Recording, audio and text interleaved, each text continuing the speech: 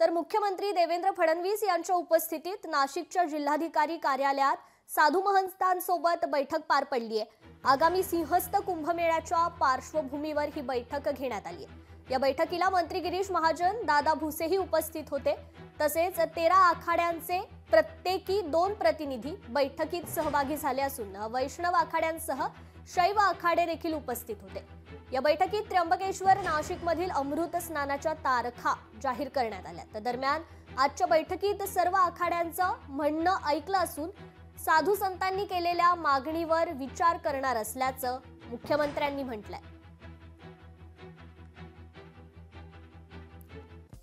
तर नाशिक त्र्यंबकेश्वर अमृत स्नानाच्या तारखा आपण पाहतोय। पहिलं अमृत स्नान हे 2 ऑगस्ट 2027 रोजी होणार आहे, तर द्वितीय अमृत स्नान 31 ऑगस्ट 2027 रोजी होईल। नाशिकचं तृतीय अमृत स्नान 11 सप्टेंबर 2027 रोजी होईल, तर त्र्यंबकेश्वरचं तृतीय अमृत स्नान हे 12 सप्टेंबर 2027 रोजी होईल।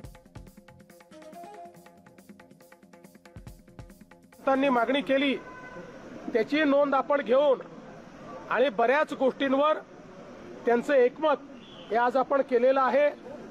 विशेषतः कुशावर्तावर जी गर्दी होते त्याची जागा फार कमी आहे त्र्यंबकेश्वरला, त्यामुळे तिथे काय पर्यायी व्यवस्था करता येईल या संदर्भातही बऱ्यापैकी एकमत आज झालेला आहे, जेणेकरून कुठल्याही प्रकारची स्टॅम्पिडची वेळ ही त्या ठिकाणी येणार नाही। सुदैवाने खूप मोठ्या प्रमाणात पर्वाच्या तारखा उपलब्ध आहेत, त्यामुळे कुठल्या तरी एकाच तारखेला खूप गर्दी करण्याची आवश्यकता पडणार नाही। जी काही भाविकांची गर्दी आहे त्याचं योग्य नियोजन हे आपल्याला करण्याची संधी त्यात मिळालेली आहे।